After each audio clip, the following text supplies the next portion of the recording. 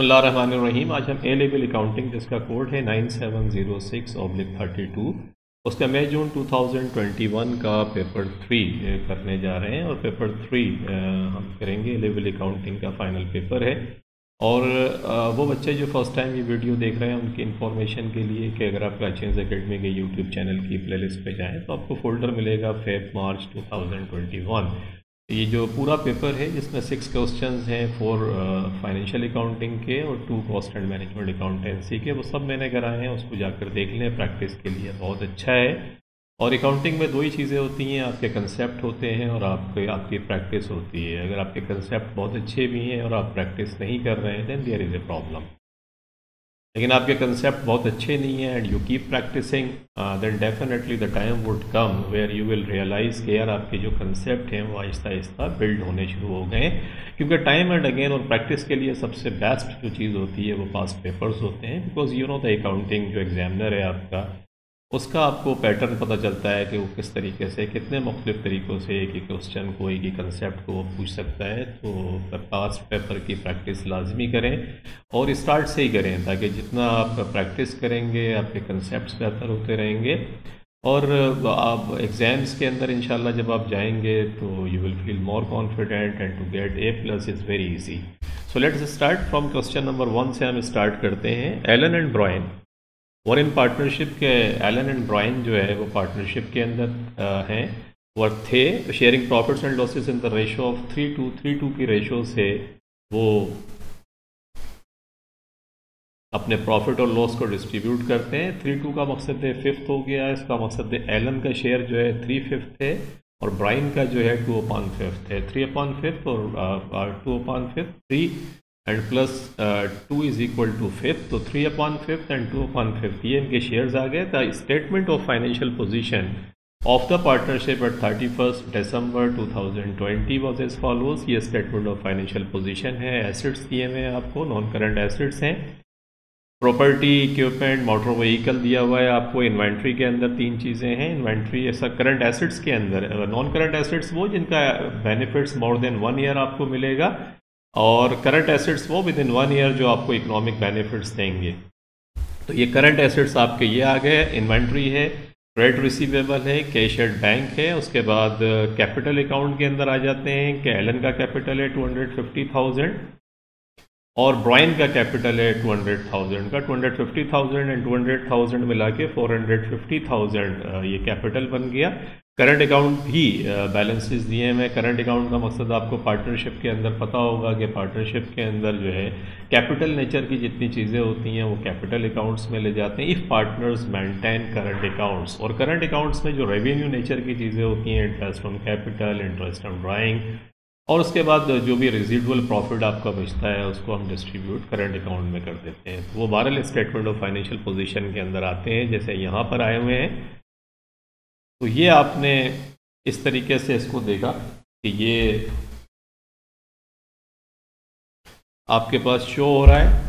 उसके बाद ये करंट अकाउंट है 27,000, 8,000, और इनको आपने, क्योंकि एक माइनस के अंदर है, ब्रायन को जो है पार्टनरशिप को पैसे देने हैं एक्चुअली, तो माइनस करके आपने 19,000 लिख दिया।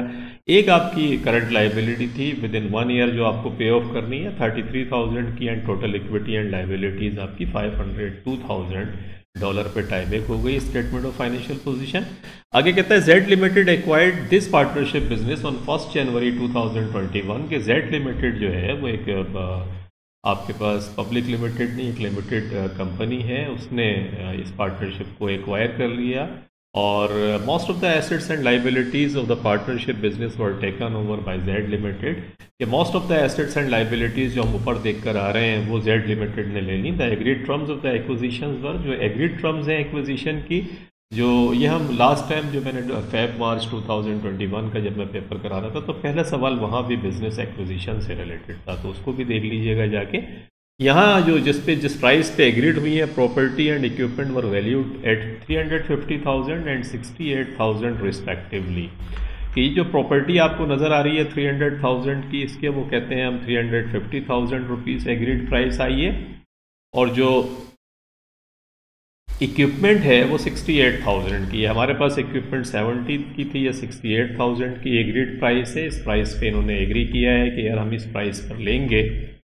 One motor vehicle was valued at $29,000, एक मोटर व्हीकल जिसकी वैल्यू $29,000 की इन्होंने पे करी। Another motor vehicle would be taken over by Alan at the value $28,000, और बाकी एलन जो है वो 28,000 की मोटर व्हीकल ले जाएगा। तो 28,000 ये हो गए, और 29,000 की जेड लिमिटेड, ये मिला के बनते हैं 57,000, दोनों को अगर मैं मिलाता हूँ तो ये 57,000 है, और एक्चुअली मोटर व्हीकल जो आपकी थी वो 62,000 की थी। तो 57,000 में ये जा रही है आपके पास। तो इसका मकसद है कि अब ये एलन का है या क्या है, लेकिन ओवरऑल पोजीशन ये है कि 57,000 में मोटर व्हीकल आपकी गई, लॉस हुआ इस पर भी पार्टनरशिप को। The inventory would be taken over eight the value of $20,000 के इन्वेंट्री जो है वो $20,000 की होगी। तो इन्वेंट्री है कितनी? इन्वेंट्री है $24,000 की, इसको कहते हैं $20,000 की होगी। तो ये भी यहाँ भी आपको अपेरेंटली लॉस हो रहा है। उसके बाद trade receivable of $4,400 were considered irrecoverable. इसको इरिकवरेबल कंसिडर्ड आपने किया। इरिकवरेबल का मकसद ये हो गया कि ये वो पैसा है जो कस्टमर से आपको मिलेगा ही नहीं, ये पैसा आपके पास नहीं आएगा। The remaining trade receivable would pay $30,500 to the partnership in full settlement of their account. Remaining जो ट्रेड रिसीवेबल है वहाँ से $30,500 आपको मिलेंगे फुल सेटलमेंट। तो इसका मकसद ये हुआ मेरे भाई कि ट्रेड रिसीवेबल $36,000 का था, इसमें से 4,400 इरिकवरेबल हो गए। इरिकवरेबल का मकसद ये है कि ये पैसा हमें नहीं मिलेगा, इसको माइनस कर दें, क्योंकि ये तो हमने राइट ऑफ कर दिया। राइट ऑफ करने का मकसद है कि इरिकवरेबल डेट्स को डेबिट करके हम ट्रेड रिसीवेबल को क्रेडिट कर देते हैं, और ये $36,000 माइनस $4,400 तो $31,600 बनता है। उसके अंदर से भी इनके पास जो पैसा आया जो ये बता रहे हैं, वो पैसा इनके पास आएगा $30,500।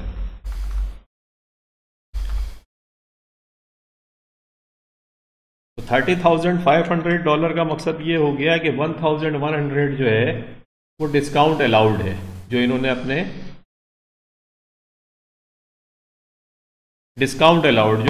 कस्टमर्स को दिया, क्योंकि definitely we have to receive $31,600 from our customers. Now the final settlement amount is just $30,500। So what is the remaining amount? Where is the remaining amount? That is the discount allowed जो हमने customers को अपने दिया है। तो ये इसकी story आपने समझी कि क्या होती है। आगे कहता है the Z limited would not take over the bank balance of the partnership. ये बैंक बैलेंस आपको नज़र आ रहा है, ये वो नहीं लेंगे। तो ये तो वैसे भी कैश और एट बैंक है, उसको लेंगे तो देना भी पड़ता, तो इसलिए इसको उन्होंने नहीं लिया। आगे कहते हैं नॉर्मली कैश एट बैंक नहीं लिया जाता इस किस्म की डील के अंदर, क्योंकि वो तो उसी के पास होगा, हम जो पे होगा वो हम पेमेंट करेंगे। से यहाँ आ गया द पार्टनरशिप वुड पे $14,100 इन full settlement of trade payable of $15,000 के 15,000 की पेमेंट करनी थी, और 15,000 में से $14,400 की हमने पेमेंट कर दी। इसका मकसद है यहाँ हमें डिस्काउंट मिला। डिस्काउंट का मकसद है कि हमारे पास पैसे 15,000 माइनस $14,400, तो $600 जो है ये हमें डिस्काउंट रिसीव, कि ये हमें एडवांटेज फ़ायदा हुआ कि हमने 15,000 की लाइबिलिटीज़ जस्ट $14,400 के अंदर पे कर दी। तो वी गॉट $600 जो है डिस्काउंट रिसीव्ड हमें इनकम हुआ। The remaining trade payable would be taken over by Z limited eight their book value. बाकी जो ट्रेड पेबल है वो बुक वैल्यू पे जेड लिमिटेड ने ले लिया। तो एक्चुअली ट्रेड पेबल 33,000 था, इस 33,000 में से $15,000 की हमने पेमेंट कर दी। तो इसका मकसद है 18,000 जो ट्रेड पेबल है वो जेड लिमिटेड ने ले लिया। अब जेड लिमिटेड इसकी पेमेंट खुद अपने पास से करेगा, जिस तरीके से उसने ट्रेड रिसीवेबल के अंदर तो उसने कुछ नहीं लिया, क्योंकि ट्रेड रिसीवेबल तो फिर सेटलमेंट हमने कर दी। अलबत्ता इरिकवरेबल डेट्स जो है वो 4,400 का था, हमने देखा। आगे कहता है कि the purchase consideration for the partnership business was $500,000 and would be settled by Z limited as follows के जेड लिमिटेड किस तरीके से पे करेगा? कैश पे करेगा $23,000 का, payable into the partners bank account. Partners bank account में पेमेंट हो जाएगी इसकी।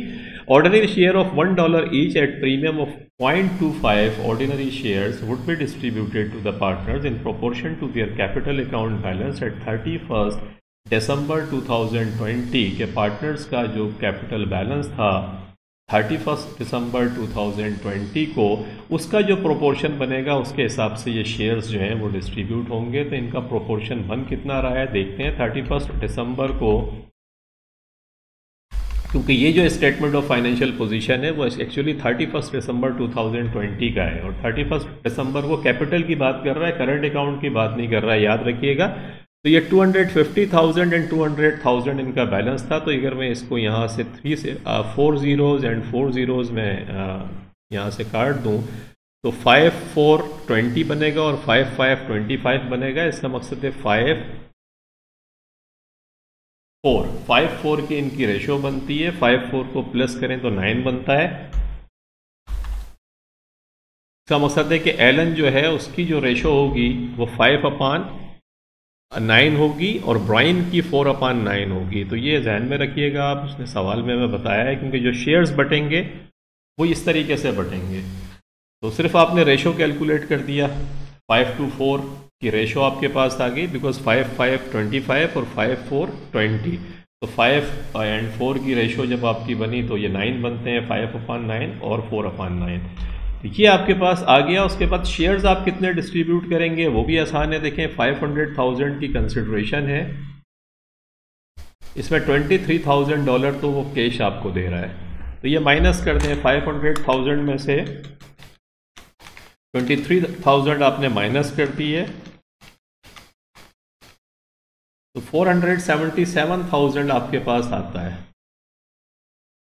और इसको $1 का शेयर है, प्रीमियम 1.25, तो इसका मकसद है $1.25 का एक शेयर हम उसे इशू कर रहे हैं। इसको डिवाइड कर दें 1.25 से, you get 381,600 shares.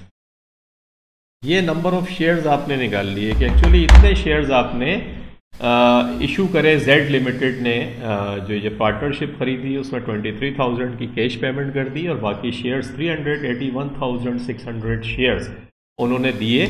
Her share की वैल्यू जो है $1 थी, तो 381,600 जो है, इसको अगर मैं 1 से मल्टीप्लाई करूंगा तो यही आ जाएगा। तो ये शेयर कैपिटल हो गया।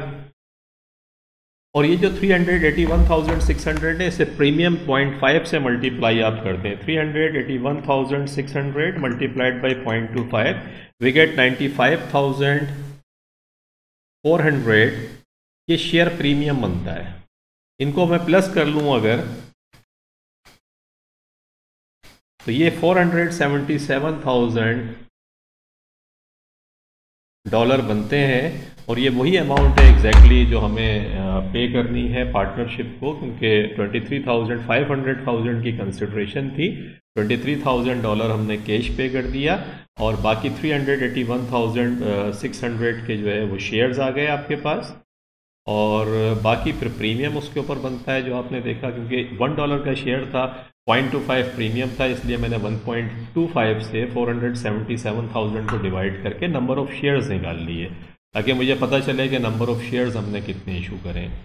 तो ये थी स्टोरी, हमने सवाल को पढ़ा, समझा कि क्या क्या कहता है। अब हम आते हैं मांगता क्या है। कहता है answer the following questions in the question paper, जो आपको मिला होगा एग्जाम में मिलेगा उसमें करें।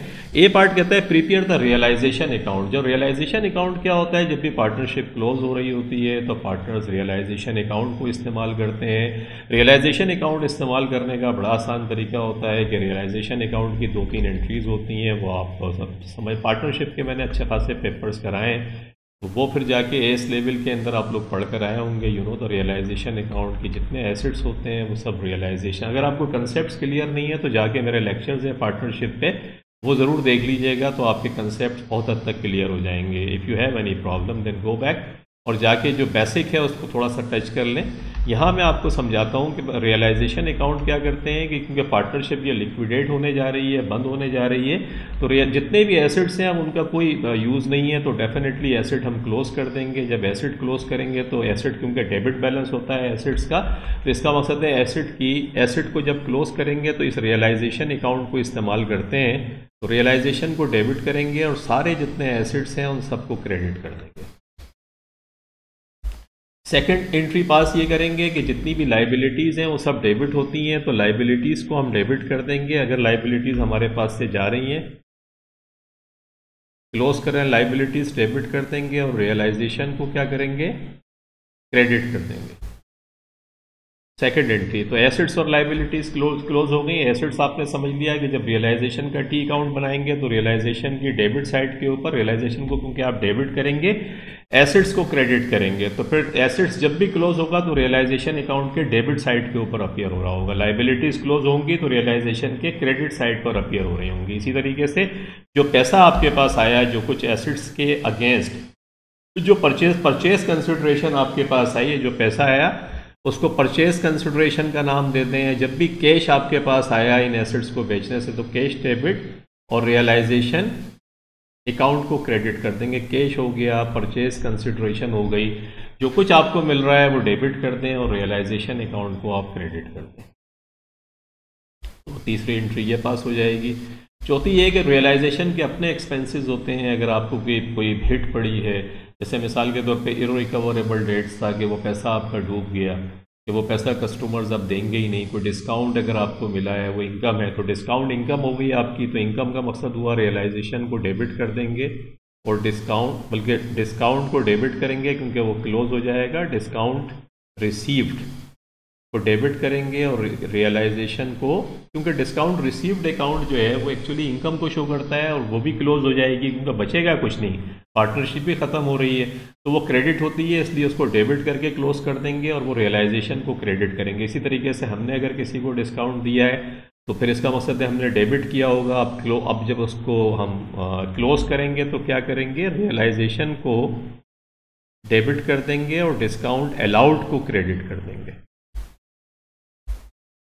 इसी तरीके से इररिकवरेबल डेट्स हमारे पास जो डेबिट हैं, जो पैसा हमें नहीं मिलेगा, जब रियलाइजेशन बना रहे होंगे तो रियलाइजेशन अकाउंट को डेबिट करेंगे और इररिकवरेबल डेट्स जो हमें नुकसान हो गया उसको हम क्रेडिट कर देंगे। सिंपल ये है कि जो लॉसेस हैं आपके उनको क्रेडिट करें, रियलाइजेशन को डेबिट करें और जितनी इनकम हो रही है आपको उन सब को डेबिट कर दें और रियलाइजेशन को क्रेडिट कर दें। तो दैट्स ऑल। फिर उसके बाद देख लें इसका बैलेंस कर देख लें कि आपकी क्रेडिट साइड ज़्यादा है। क्रेडिट साइड के ऊपर आपने रियलाइजेशन में इनकम जो कुछ आ रहा है वो रिकॉर्ड किया है, डेबिट साइड पे जो जा रहा है वो आप रिकॉर्ड कर रहे हैं। तो अगर क्रेडिट साइड रियलाइजेशन की ज़्यादा है तो वो रियलाइजेशन प्रॉफिट को शो करेगी, और अगर डेबिट साइड ज़्यादा है तो फिर वो लॉस को शो करता है। That's all. Realisation account is very simple because you need to close all your assets and liabilities and whatever in consideration you are receiving you have to record it। तो इस realisation account को हम इस्तेमाल करते हैं और finally इस realisation account को भी हम क्लोज कर देते हैं कि इसका डेबिट और क्रेडिट बैलेंस जो भी आता है, अगर इसका क्रेडिट बैलेंस आ रहा है तो प्रॉफिट है, वो फिर पार्टनर्स के दरमियान जो है वो डिस्ट्रीब्यूट हो जाएगा और ये अकाउंट भी क्लोज हो जाएगा। और अगर इसका डेबिट बैलेंस है तो लॉस है, अगेन वो पार्टनर में डिस्ट्रीब्यूट होकर इक्वल हो जाएगा, ताकि फिर सब कुछ ख़त्म हो जाएगा। तो रियलाइजेशन को भी रखने का कोई फ़ायदा नहीं है। ये स्टोरी थी। इसके अंदर एक और ट्रिकी पॉइंट्स आप जहन में रखिएगा। नॉर्मली जब पार्टनरशिप जब लिक्विडेट हो रही होती है तो इंडिविजुअल लोगों से आपके पास पैसा आ रहा होता है, किसी को आप एसेट्स बेचते हैं ये, और जो पैसा आ रहा होता है उसको आप इंडिविजुअल रिकॉर्ड करते हैं। ऐसे फॉर एग्जांपल इन्वेंट्री 21,000 की थी, 18,000 में आई, तो आप इसको इंडिविजुअल रिकॉर्ड करेंगे। यहाँ एक्चुअली जेड लिमिटेड जो है उसने ये सारी चीज़ें ले ली हैं, तो जो चीज़ें वो ले रही हैं उसको फिर आप इंडिविजुअल ना देखें कि यार एग्रीड प्राइस क्या है, आप सिर्फ परचेज कंसिडरेशन को देखें कि परचेज कंसिडरेशन आपको क्या मिल रही है। वो जो उसने एग्रीड करके ले लिया उसके बदले में वो क्या दे रहा है ओवरऑल आपको, तो वो आप रिकॉर्ड कीजिएगा। दैट्स द ओनली डिफरेंस कि अगर इंडिविजुअल ये पार्टनरशिप अगर लिक्विडेट होती है और इसको डिसॉल्व करते हैं तो इंडिविजुअली जब आप एसेट्स बेच रहे होते हैं तो उसको इंडिविजुअली रिकॉर्ड करते हैं। क्योंकि जेड लिमिटेड ने ये बिज़नेस एक्वायर किया है तो एक्विजिशन के अंदर आप इंडिविजुअल ट्रांजैक्शन पे नहीं जाइएगा। जो मैं समझाना चाह रहा हूँ, टोटल परचेस कंसिडरेशन जो 500,000 है उसको रिकॉर्ड करेंगे। कैसे करते हैं हम अभी देखते हैं। सबसे पहले तो आपको जो मैंने स्टोरी इतनी लंबी सुनाई कि एसेट्स को हम क्लोज करेंगे, तो देखें एसेट्स, ये 3 एसेट्स आपके ये हैं, 3 एसेट्स, 2 एसेट्स ये हैं क्योंकि कैश और बैंक तो वो ले ही नहीं रहा है, तो ये 3 एसेट्स। और ट्रेड रिसीवेबल की स्टोरी भी थोड़ी सी मुख्तलिफ है क्योंकि ट्रेड रिसीवेबल में आपको लॉस हो गया, आपने $4,400 का लॉस हुआ है आपको, और इसके अलावा आपने एक आपको डिस्काउंट अलाउड, आपने $1,100 का डिस्काउंट अलाउड आपने दिया था। मैंने आपको भी जब मैं ट्रेड रिसीवेबल समझा रहा था, ये 4,400 तो इरिकवर डेट्स हो गए, और इसको भी हम रियलाइजेशन के अंदर क्लोज करेंगे, और बाकी पैसा जेड लिमिटेड ने नहीं लिया, बल्कि आपको मिल गया 30,500। तो 30,500 जो आपको मिले उस पर भी आपको $1,100 का, ये मैंने यहाँ करके बताया था ट्रेड रिसीवेबल में आपको। 36,000 में से $4,400 इरिकवरेबल डेट्स, $31,600 बचा, जिसमें से 30,500 मिला, तो 1,100 का डिस्काउंट अलाउड। ये आप लोग तक रियलाइजेशन अकाउंट के अंदर क्लोज करेंगे, क्योंकि एसेट्स आपका जा रहा है। तो अब ये इस तरीके से ट्रेड लाइबिलिटी के अंदर से भी देखें, टोटल अमाउंट नहीं है, क्योंकि ट्रेड लाइबिलिटी के अंदर कुछ आपने पेमेंट कर दिया जिसमें आपको डिस्काउंट भी मिला, 15,000 की आपने लाइबिलिटी पे कर दी है। बाकी जो है, और बाकी कितना था वो हमने निकाला था यहाँ 18,000, ये एक्चुअली जेड लिमिटेड ने लिया है। तो विद ऑल दिस स्टोरी हम आते हैं यहाँ पे रियलाइजेशन, मेरे साथ साथ चलें। देखें, हमने रियलाइजेशन अकाउंट बना रहे हैं, ये डेबिट और क्रेडिट साइड है इसकी। डेबिट और क्रेडिट साइड के अंदर क्या करते हैं, देखिए मैंने बताया था रियलाइजेशन डेबिट करते हैं एसेट्स को अपनी ओरिजिनल अमाउंट से कीजिएगा, जो उसकी ओरिजिनल अमाउंट है, जो एग्रीड है उससे नहीं, जो ओरिजिनल अमाउंट से क्लोज करें पहले अपनी बुक में। तो 300,000, 71,000 और 62,000, ये तीनों देखें अमाउंट आपको दी हुई है। 300,000, 71,000, 62,000, तो इनको आपने क्रेडिट किया और रियलाइजेशन को डेबिट किया, क्योंकि आप रियलाइजेशन अकाउंट बना रहे हैं, इसलिए उसकी डेबिट साइड पर। इन्वेंट्री, करंट एसेट्स के अंदर इन्वेंट्री है, देखें इन्वेंट्री 24,000 की है, ये आपने रियलाइजेशन को डेबिट कर दिया, इन्वेंट्री को क्रेडिट कर दिया। इररिकवरेबल डेट्स जो मैंने आपसे कहा, क्योंकि बाकी तो फिर पैसा आ गया पार्टनरशिप के पास, इररिकवरेबल डेट्स, तो इररिकवरेबल डेट्स को आपने क्रेडिट किया क्योंकि एक्सपेंस था, आप क्लोज करेंगे इसको, और रियलाइजेशन को डेबिट कर दिया। इसी तरीके से डिस्काउंट अलाउड जो आपने डेबिट किया था, आप उसे क्लोज करेंगे, क्योंकि बिजनेस बंद हो रहा है, तो रियलाइजेशन को डेबिट करा और डिस्काउंट अलाउड को क्रेडिट किया $101,000 से। ये हम पढ़कर आ रहे हैं। तो ये आपके पास एसेट्स हो गए। लाइबिलिटी जो थी वो 18,000 की थी, मैंने आपको समझाया था कि दूसरी एंट्री पास करें कि रियलाइजेशन को क्रेडिट करें और लाइबिलिटी को डेबिट करें। और लाइबिलिटी कितने से थी, लाइबिलिटी $18,000 से थी। तो ये आपने क्या एंट्री पास करी, ट्रेड लाइबिलिटी को, ट्रेड पेएबल को डेबिट कर दिया 18,000 में अभी समझा के आ रहा हूँ आपको। लाइबिलिटी में से 15,000 की तो आपने पेमेंट कर दी है, जिसपे आपको डिस्काउंट मिला है। तो ट्रेड पेएबल को डेबिट करके रियलाइजेशन को क्रेडिट किया। ये $600 का जो $15,000 की जो लाइबिलिटी थी, $14,400 में जो आप पे करा, वहाँ आपको इनकम हुई है। तो इनकम आपने क्या रिकॉर्ड करी है, डिस्काउंट रिसीव्ड को क्रेडिट किया होगा, आप उसको क्लोज कर दें क्योंकि बिजनेस बंद हो रहा है। तो डिस्काउंट रिसीव्ड को डेबिट किया और रियलाइजेशन अकाउंट को क्रेडिट कर दिया, ये आप देख रहे होंगे यहाँ पे। इसके अलावा एक काम और भी हुआ है रियलाइजेशन में कि वो जो 28,000 की एलन ने जो मोटर व्हीकल लेकर गया है, क्योंकि मोटर व्हीकल को आप क्लोज कर रहे हैं तो पूरा क्लोज करें। मोटर व्हीकल को आपने क्लोज करते हुए 28,000 की जो है वो एलन लेकर चला गया। तो क्या एंट्री पास करेंगे, रियलाइजेशन को डेबिट करेंगे, रियलाइजेशन को क्रेडिट करेंगे, और एलन का जो कैपिटल है उसको डेबिट कर देंगे। तो कैपिटल अकाउंट एलन का डेबिट हो गया और रियलाइजेशन क्रेडिट हो गई। और फाइनल फिर आपके पास क्या आ रहा है, क्योंकि मैंने बताया था कि जो भी चीज़ आ रही है, चाहे वो पैसों में आए या पार्टनर्स लेकर चले जाएं, उसे डेबिट कर रहे होंगे और रियलाइजेशन को क्रेडिट कर देंगे। तो जेड लिमिटेड से जो ओवरऑल परचेज कंसिडरेशन है उसको रिकॉर्ड कीजिएगा आप, और उसकी एंट्री क्या पास होगी कि जेड लिमिटेड को डेबिट कर देंगे 500,000 से, क्योंकि उससे ये पैसा रिसीव करना है, और क्रेडिट कर देंगे किसको, रियलाइजेशन अकाउंट को क्रेडिट कर देंगे 500,000 से। तो ये आपके पास रियलाइजेशन अकाउंट की स्टोरी हमने देखी कि किस तरीके से आई।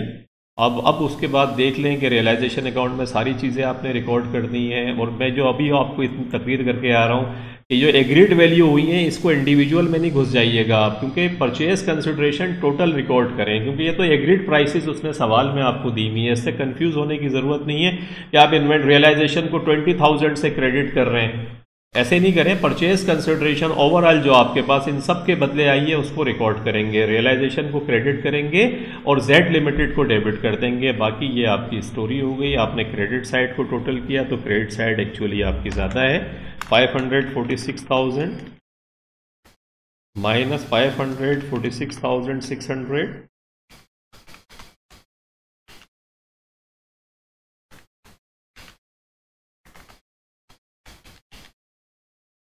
तो ये आपका टोटल जो, अगर आप इस साइड पे देखें तो 546,000 है, और इन सब का अगर टोटल मैं करूं तो ये बनता है 462,500।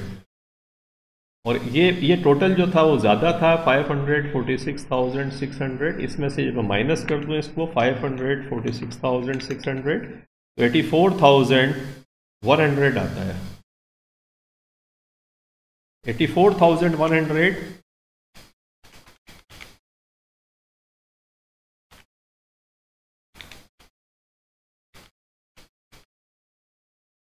तो ये वो बैलेंस है जो क्रेडिट साइड आपकी ज़्यादा है, और ये क्रेडिट साइड जब आपकी ज़्यादा है तो ये रियलाइजेशन प्रॉफिट है जो मैं समझा के आया था आपको। अब ये जो 84,100 है ये एलन के अंदर और ब्राइन में बढ़ जाएगा। कैसे बढ़ेगा? रेशो हमने देखी थी 5/9 एलन का है, तो एलन का 5/9 अगर मैं 84,100 मल्टीप्लाइड बाई 5 डिवाइडेड बाई 9 अगर मैं करता हूँ तो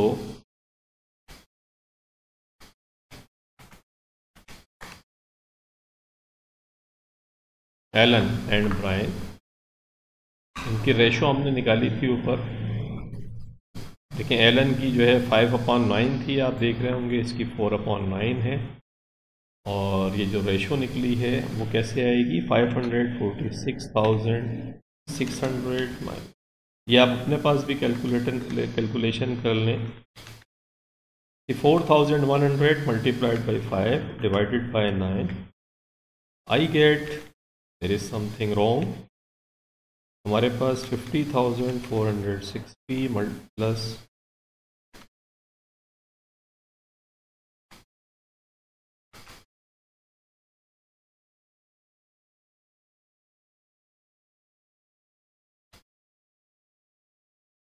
देखिए ये जो 84,100 का जो बैलेंस है वो एलन के अंदर और ब्राइन के अंदर बटेगा। और वो कैसे बटेगा? इसकी रेशो हमने निकाली है। तो 84,000 मेरे पास 84,100 multiplied by 5 divided by 9 would I get 46,722 and it comes 5460।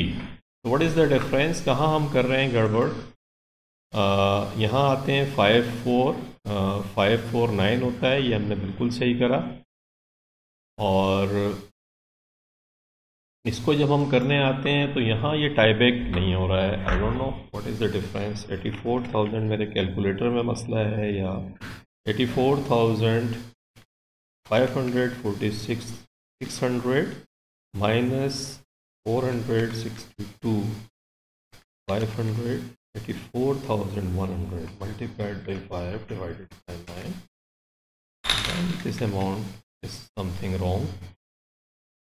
300,000 plus 71,000 plus 62,000 plus 24,000 plus 4,400 plus 1,100 462,500 minus 546,600 4,100।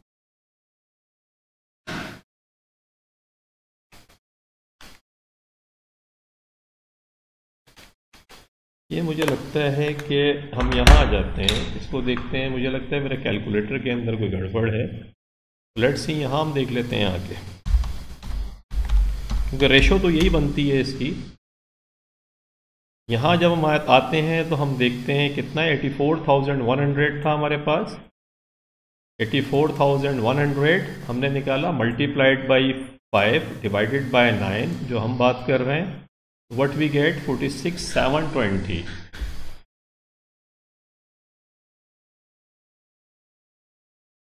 यहाँ पर भी फिगर कुछ सही नहीं बन रही है, तो हमने गड़बड़ करी किधर है फिर?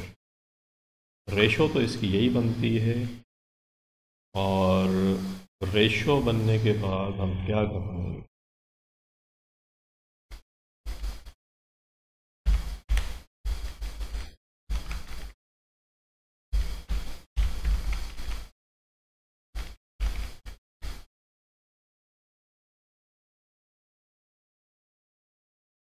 उन्होंने भी कैलकुलेशन दी हुई है, हम देखते हैं क्या करा है।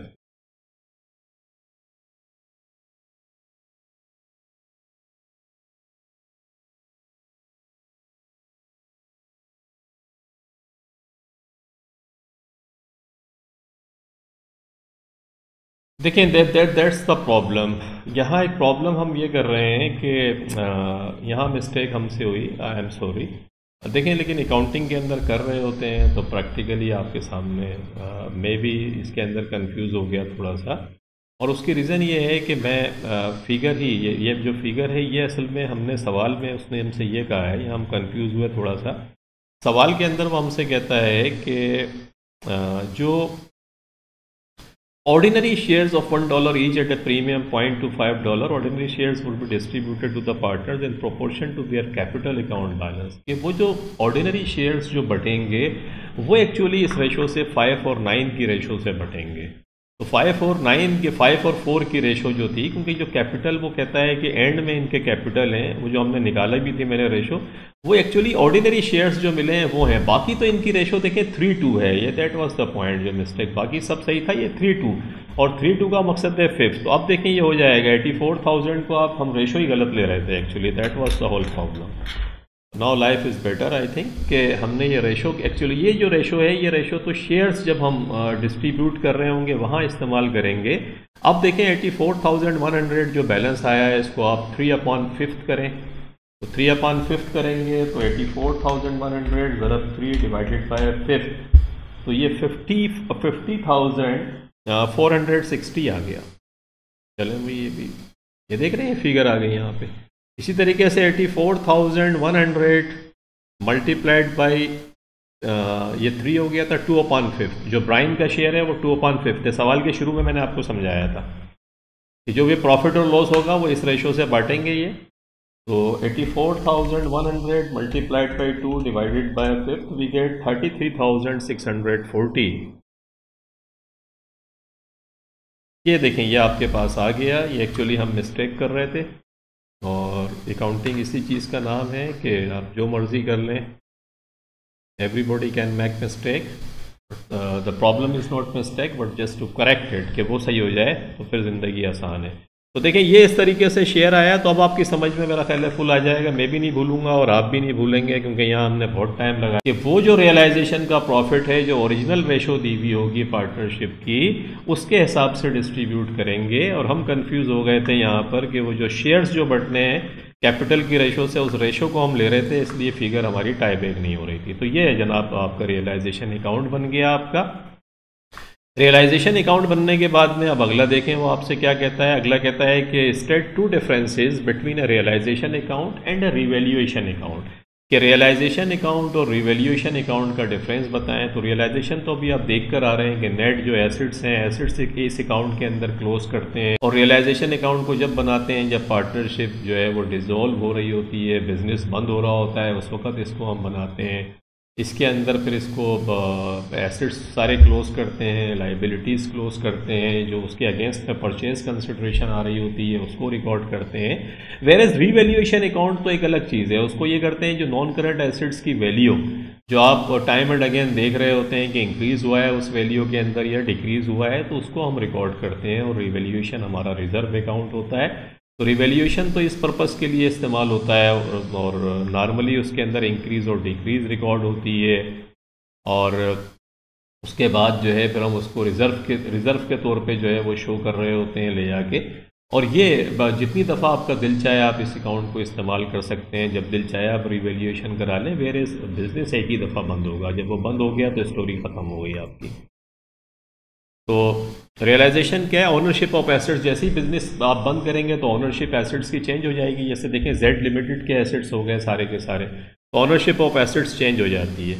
जबकि रिवैल्यूएशन में एसेट्स आपका ही रहता है, आप उसको रिवैल्यूएशन कराते हैं, ओनरशिप चेंज नहीं होती। Net book value and consideration recorded, आप नेट बुक वैल्यू जो है एसेट्स को रिकॉर्ड क्लोज कर रहे होते हैं, लाइबिलिटी को क्लोज कर रहे होते हैं, तो नेट एसेट्स आप रिकॉर्ड करते हैं और कंसिडरेशन जो उसके बदले आती है उसको रिकॉर्ड करते हैं। वेयर एज रिवैल्यूएशन अकाउंट के अंदर इंक्रीज और decrease in asset value recorded के एसेट वैल्यू में इंक्रीज और डिक्रीज जो हो रहा है उसको रिकॉर्ड करते हैं। For take over dissolution of partnership business, ये जो रिवैल्यूएशन रियलाइजेशन अकाउंट है जब डिसॉल्व हो रहा होता है बिजनेस आपका, टेक ओवर करता है कोई बिजनेस, किसी चलते हुए बिजनेस को जब इस्तेमाल करते हैं। Change in partnership business, revaluation जो है नॉर्मली उसका इम्पैक्ट ये होता है कि चेंज इन पार्टनरशिप बिजनेस, अगर पार्टनरशिप चेंज हो रही है, कोई एडमिशन हो रहा है पार्टनर का, कोई रिटायर्ड होके जा रहा है, तो भी नॉर्मली रिवैल्यूएशन अकाउंट को हम इस्तेमाल करते हैं। Only prepared on business dissolution, sale business बिकेगा या डिसॉल्व होगा तो रिकॉर्ड करेंगे। Where is prepared any number of times, revaluation को जब आपका दिल चाहता है आप एसेट्स की रिवैल्यूएशन करा लें अपने पास।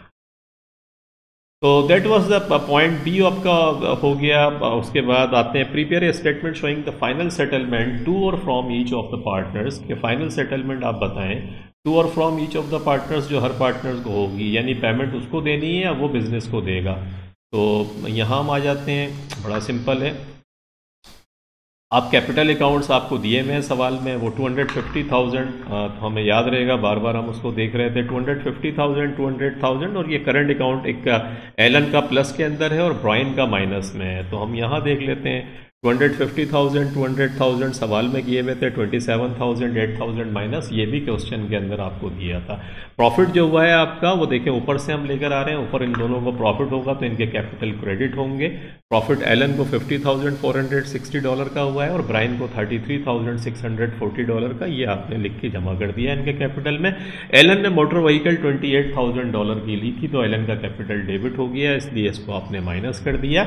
और बाकी $477,000 के, बल्कि $477,000 के शेयर्स जो हैं वो आपने इनके दरमियान डिस्ट्रीब्यूट कर दिए। तो 477, क्योंकि 500,000 की कंसिडरेशन थी, 23,000 आपको कैश मिला और बाकी इनको पैसा, बाकी इनको शेयर्स दे दिए। अब यहाँ देखें वो जो रेशो जिसमें हम कंफ्यूज हो रहे थे वो एक्चुअली सवाल में उसने हमसे कहा था यहाँ इस्तेमाल करें, वो हमने ज़बरदस्ती टाइम ज़ाया करा। चलें, ऐसा भी होना चाहिए। 477,000 मल्टीप्लाइड बाई 5 डिवाइडेड बाय 9, तो ये 265,000 आपका बन गया। और ये 265,000 आप देख रहे होंगे, यहाँ लिखा हुआ नज़र आएगा आपको।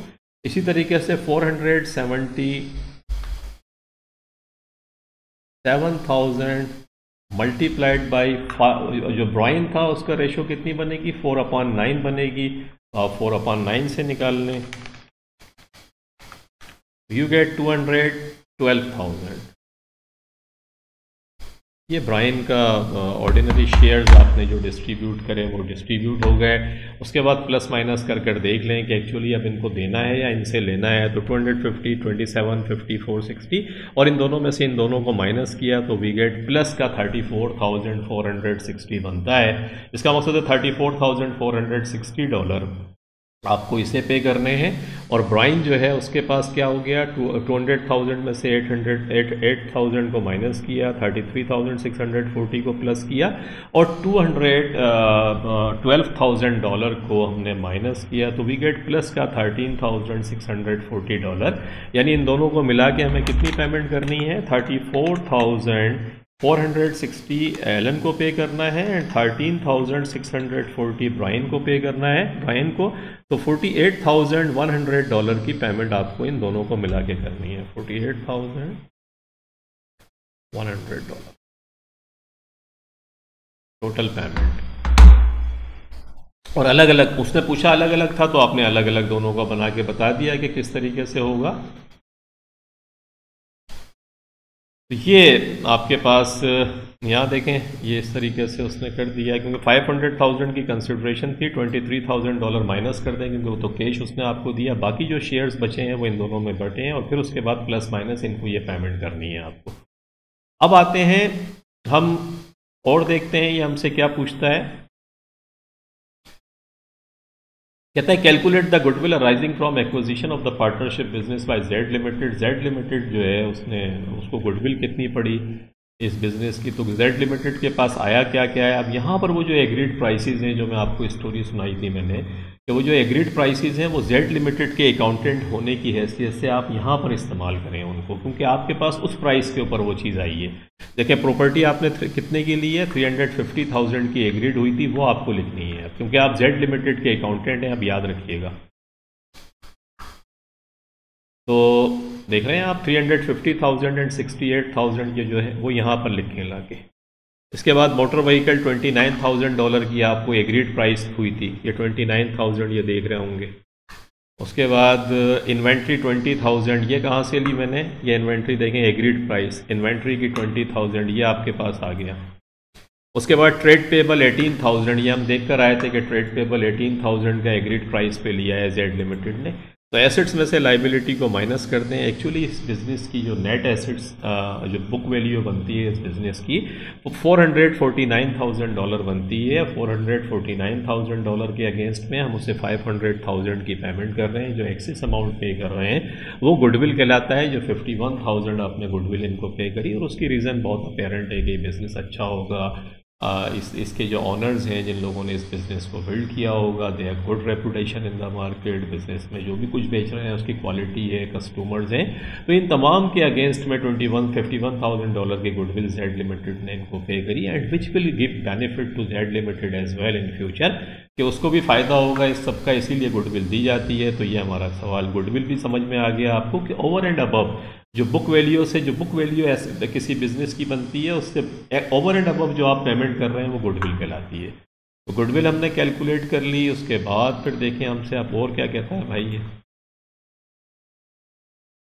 कहता है कि before acquiring the partnership business, इस एक्वायरिंग द पार्टनरशिप बिजनेस से पहले Z limited had 2 equal share holders and A total share capital of $100,000। कि इस सब को देने से पहले जो इसका टोटल शेयर कैपिटल था $100,000 था पार वैल्यू के हिसाब से। The share holders are the directors of the company, और 2 ये जो शेयर होल्डर्स थे यही इसके डायरेक्टर्स भी थे बिजनेस के। फ्यू मंथ्स आफ्टर, कुछ महीने के बाद, acquiring the partnership business acquire करने के कुछ महीने के बाद, तो इसका मकसद ये हुआ कि 100,000 1 मिलियन,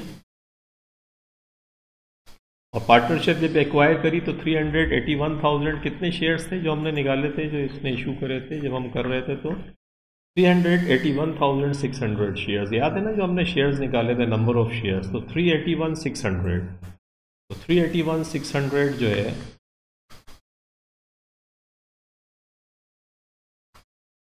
381,600 381,600 शेयर्स 1 मिलियन शेयर्स के अंदर आप प्लस कर दीजिएगा, क्योंकि अब पार्टनरशिप भी इन्होंने एक्वायर की है। 1,381,600 ये प्लस कर दीजिएगा आप, तो टोटल नंबर ऑफ शेयर्स जो है 1.3 आपके पास $1,381,600, $1,381,600 ये आपके पास टोटल शेयर कैपिटल आपके पास आएगा। 381,600 क्योंकि पार वैल्यू की वैल्यू 1 थी, तो यही शेयर कैपिटल भी है आपका। तो 1381,600 का टोटल कैपिटल है अब इस जेड लिमिटेड का, बिफोर ये इन तमाम बातों से पहले। उसके बाद Z limited decided to acquire, जब इस पार्टनरशिप को एक्वायर करने के बाद फिर इसने कहा कि एक और बिजनेस, एक सोल ट्रेडर था, उससे इसने कहा कि मैं ये बिजनेस एक्वायर करूंगा।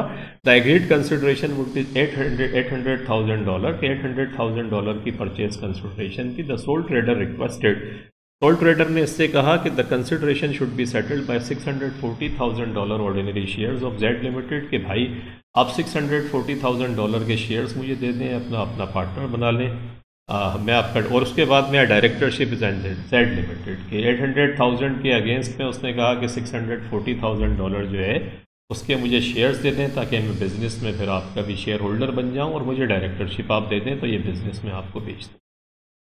Advice the director whether or not they should accept the request of the sole trader, justify your answer showing relevant calculations, कि आप बताएं कि क्या करना चाहिए, कि दे या ना दे। तो सबसे पहले तो देखें शेयर होल्डर्स जो इस वक्त आपके पास इस सोल ट्रेडर के बिज़नेस को एक्वायर करने से पहले जो शेयर होल्डिंग थी कंपनी की वो कितनी थी। अगर आप शेयर होल्डिंग को जाकर देखें तो 100,000 उसके शेयर्स थे, जो क्योंकि अब डेफिनेटली इन्होंने जो शेयर्स हैं वो पार्टनर्स को भी दे दिए। तो पार्टनर्स को जब इन्होंने शेयर्स दिए तो इनके शेयर्स कितने थे इस वक्त, आप मेरी बात समझ रहे हैं। टोटल $1 मिलियन के शेयर्स थे, शेयर कैपिटल था आपका, उसके अंदर 381,600 के शेयर्स आपने एलन एंड ब्राइन को भी दे दिए। तो अब जो डायरेक्टर्स, ये 2 डायरेक्टर जो इस बिज़नेस को चला रहे थे, उनके शेयर एक्चुअली 1 मिलियन थे, और टोटल कैपिटल कितना हो गया था शेयर कैपिटल, जो मैं आपको बताकर आ रहा हूँ 1381,600। देखें इन दो जमा इसीलिए उसने करा है। तो 1 मिलियन को जब आपने $1381,600 से डिवाइड किया तो आपको पता चला कि वो जो शेयर होल्डर्स थे, 2 शेयर होल्डर्स, उनकी जो इक्विटी थी इसके अंदर 72.38% थी। 72.38% मकसद फेयरली लार्ज। इसका मकसद है कि they were free, whatever they want to do in the business they are able to do it because they hold 72.38% share in the business. इतना शेयर इनका बिजनेस के अंदर है। तो जिसका share definitely might is right, जिसका share ज़्यादा होता है वो डिसीजन मेकिंग कर सकता है, जिसका शेयर कम है उसे माइनॉरिटी शेयर होल्डर्स कहते हैं। तो जो माइनॉरिटी शेयर होल्डर्स होते हैं उनकी फिर कोई सुनी नहीं जाती, क्योंकि वो होते ही तो उनके पास शेयर इतना है ही नहीं, इतना हिस्सा नहीं है बिजनेस का कि जो वो डिक्टेट कर सकें अपनी चीज़ों को। तो 72.38% इनकी शेयर होल्डिंग थी before acquiring this share soul trader. उसके बाद में ये 381,600 मैंने देखा था, निकाला जो था वो इसीलिए निकाला था कि फिर यहाँ आपको पता चल सके, क्योंकि अब आप प्लस करके निकालेंगे। अब जब उसके बाद होगा तो 1 मिलियन, इनके तो शेयर होल्डिंग वही है 1 मिलियन, लेकिन अब एक और इजाफा हो रहा है। 1 मिलियन ये है, 381,600 वो है जो आपने एलन एंड ब्रायन को दिया कैपिटल, और $640,000 की शेयर होल्डिंग जो है ये सोल ट्रेडर आपसे मांग रहा है। तो टोटल शेयर होल्डिंग ये आएगी। 1 मिलियन को जब इससे डिवाइड किया तो वो जो दो डायरेक्टर जो बिजनेस चला रहे थे, जो बातें आपसे इसने कही हैं, हैड 2 इक्वल शेयर होल्डर्स, के 2 शेयर होल्डर्स हैं, तो उनकी शेयर होल्डिंग रिड्यूस होकर 72.38% से 49.47% रह गई। और 49.47% का मकसद है कि अब ये मेजॉरिटी शेयर होल्डर से माइनॉरिटी शेयर होल्डर, माइनॉरिटी तो नहीं लेकिन 50% से होल्डिंग इनकी कम हो गई। इसका मकसद है अब जो डिसीजन मेकिंग है उसके अंदर ये जो सोल ट्रेडर है और एलन एंड ब्रायन, अगर ये तीनों मिल जाते हैं तो they will be running the business, क्योंकि they have the major share holding. 50 से ज़्यादा परसेंटेज जो है, यानी अगर मैं देखूँ 100% माइनस 49.47%, तो 100 माइनस 49.47%, तो 50.53। 50.53 का मकसद है मेजर। अब ये जो 3 लोग अगर मिल जाते हैं, sole trader and Alan and Brian, तो ये they will be dictating the business. Major decision making में इनका पार्ट होगा। दैट्स द होल पॉइंट कि इनको होपफुली अगर इनको लगता है कि इनके मसाइल आएंगे, ये बिज़नेस को अपने तरीके से अगर रन करना चाहते हैं तो फिर इन्हें ये फ़ैसला नहीं करना चाहिए। और अगर बिज़नेस इस कंडीशन में है कि ये एक्विजिशन बहुत इंपॉर्टेंट है, इसके बगैर कुछ हो नहीं सकता, तो फिर देख लें। By issuing shares Z Limited is saved from paying cash. Favourable तो ये है कि पे कैश देने की ज़रूरत नहीं पड़ेगी, तो फिर इंटरेस्ट नहीं देना पड़ेगा। कैश इनके पास पता नहीं क्या पोजीशन है, ये तो शेयर देंगे तो कैश नहीं देना पड़ेगा। The sole trader can bring in his experience and expertise. वो आएगा तो अपनी एक्सपीरियंस भी लेकर आएगा, he will be the director, तो हर डिसीजन मेकिंग में वो शरीक होगा। अगर उसका एक्सपीरियंस अच्छा है और पर्सपेक्टिव अच्छा है तो बिज़नेस उससे फ़ायदा उठाएगा। Synergy effect leading to better profitability in the future, क्योंकि 2 से अब ये 3 हो जाएंगे, तो 1+1+1 आपका जो है वो फिर सिनर्जी क्रिएट करेगा। तो सिनर्जी 2+1 जो है वो आपका यानी 2 ये हैं, 1 ये आ जाएगा, तो सिनर्जी इफेक्ट आपका आ जाएगा। और सिनर्जेटिक इफेक्ट क्या होता है कि वो 2 के अंदर 1 जमा होकर 3 नहीं बनेगा, बल्कि 2 में प्लस करके आप 21 लिख लें तो 21 यानी मल्टीप्लायर इफेक्ट होता है सिनर्जी का। तो लाइक 1+1 इज इक्वल टू 11 होते हैं। मतलब वैसे 11 2 कहेंगे आप, लेकिन उसको 11 भी कह सकते हैं। तो 11 1 से 1+1 नॉर्मल 2 है, लेकिन 1+1 अगर आप 11 लिखते हैं तो फिर इसका मकसद ये हो गया कि ये सिनर्जेटिक इफेक्ट है। अगेंस्ट में क्या है, the original share holder will lose the controlling interest. जो होल स्टोरी है इस पूरी कहानी की कि भाई अब आपका मेजर शेयर होल्डर नहीं, अब आप डिसीजन मेकिंग के अंदर वो डिक्टेट करेंगे बिजनेस को, क्योंकि आपने अपना शेयर ही 72.38% से 49.47 हुआ। यानी इसका मकसद है एलन एंड ब्रायन की एक्विजिशन से पहले 100% यही 2 आदमी थे, यही जो दिन का दिल चाहे करें, लेकिन जैसे ही उन्होंने उन दोनों को मिलाया तो इनका शेयर 100% से रिड्यूस होके 72.38% रह गया। और ये अगर सोल प्रोप्राइटर, ये जो सोल ट्रेडर है, इसके बिजनेस को लेंगे तो भी बिल्कुल ही फिर माइनॉरिटी में हो जाएंगे।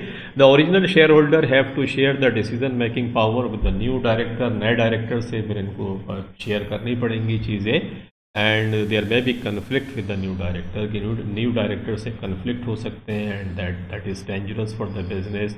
तो बिफोर डिसाइडिंग एनीथिंग, जो शेयर होल्डर्स हैं, they should weigh pros and cons कि इसके ये जो प्रो एंड कॉन्स हैं कि अगर ये डिसीजन मेकिंग में कंफर्टेबल हैं कि कोई ऐसी बात नहीं वो आ जाएगा तो बिज़नेस को फ़ायदा होगा तो ये फ़ैसला कर लें, लेकिन इफ दे थिंक कि अगर इस एक्विजिशन के बाद में वो इनको डिक्टेट करेगा जो बाद में बिज़नेस ख़त्म होने का भी बाइस बन सकता है तो फिर इस फैसले को ना करें। तो आप तो सिंपल एक जुमला लिख दें कि जेड लिमिटेड जो है इन फॉर एंड अगेंस्ट जो रीज़न्स हैं उनको वे कर ले और वे करने के बाद में देख ले कि अगर वो बेनिफिशियल है तो ले ले इस फैसले को, उनके पॉइंट ऑफ व्यू से नहीं है तो फिर ना ले।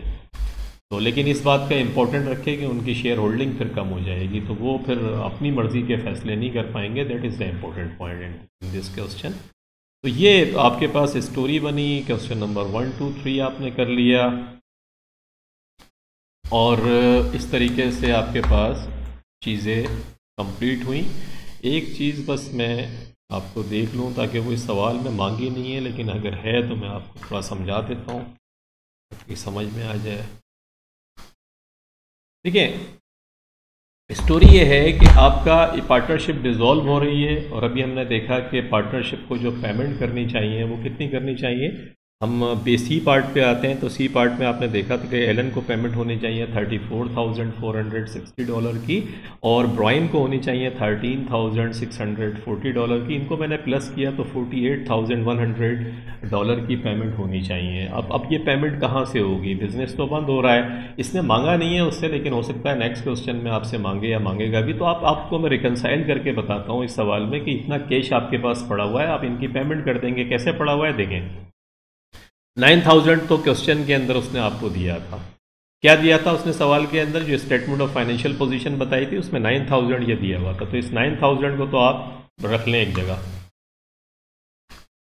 ये 9,000 आपके पास पड़ा हुआ था पहले से, कैश था आपके पास। इसके बाद देखें और क्या चेंजेस आई। सबसे दूसरी चेंज ये आई कि जब आपके पास पैसा कहाँ से आया, the remaining trade receivable would pay $30,500 to the partnership in full settlement of their account। तो ये जो ट्रेड रिसीवेबल्स है 30,500 आए थे, ये प्लस कर लें आप क्योंकि ये कस्टमर्स ने आपको दिए। उसके बाद आगे आए, द पार्टनर्स वुड पे $14,400 की लाइबिलिटी आपने पे करी। 15,000 में से $14,400 पे करे तो ये $14,400 पे करे हैं तो इसको माइनस कर दें क्योंकि ये आपने पेमेंट की होगी, ये माइनस के निशान के साथ लिख दें। उसके बाद परचेज कंसिडरेशन से आपके पास कितने पैसे आए? जो जेड लिमिटेड ने आपको 23,000 जो है payable into the partners bank account, partnership bank account में $23,000 जो है उसने डाल दिए। ये प्लस हो जाएगा। अब इनको प्लस माइनस करके देखें कितना हो रहा है। 9,000 प्लस 9,000 प्लस 30,500 माइनस 14,400 और प्लस कर दिया 23,000 को, ये बनता है $48,100। ये $48,100 एग्जैक्टली वही अमाउंट है जो आपको इन पार्टनर्स को पे करना है। तो दैट इज़ द रिकनसाइल कि ये बिज़नेस बंद हो रहा है। अब एंट्री क्या करेंगे? एलन ब्राइन के कैपिटल को डेबिट कर देंगे, जो इनको अमाउंट पे करना है, और जो बैंक और कैश और बैंक आपके पास है उसको आप क्रेडिट कर देंगे। तो ये बिज़नेस पूरे का पूरा बंद हो जाएगा एलन ब्राइन का। तो ये रिकन्सिलिएशन मैंने कैश का इसने मांगा नहीं था, लेकिन मैंने आपको करके बताया है कि एक्चुअली ये पैसा जो इनको पे करना है वो हमारे पास पड़ा हुआ है। इसीलिए इसको हम कहते हैं कि जब बिज़नेस बंद हो गया तो अब कुछ बचेगा नहीं और ये टाईबैक होना चाहिए। अगर ये टाईबैक नहीं हो रहा है then there is something wrong, कि कोई प्रॉब्लम आप कर रहे हैं बीच में। एनी हाउ ये वो मांग सकता है आपसे, तो मैंने कहा मैं आपको बता दूं कि कैश की पेमेंट के लिए कैश हमारे पास मौजूद है। तो ये क्वेश्चन नंबर 1 था and it's interesting partnership acquisition का सवाल था। तो इंशाल्लाह होप आपकी समझ में आया होगा। नेक्स्ट क्वेश्चन के साथ हम इसको आगे बढ़ाएंगे इस सिलसिले को, और इस पर आपके कोई कमेंट्स हैं, कोई चीज़ समझ नहीं आ रही तो फिर ज़रूर लिखें, वहाँ हम डिस्कस करेंगे। एंड टेक केयर, अपना बहुत ख्याल रखिएगा। Thank you very much for watching the video. Allah.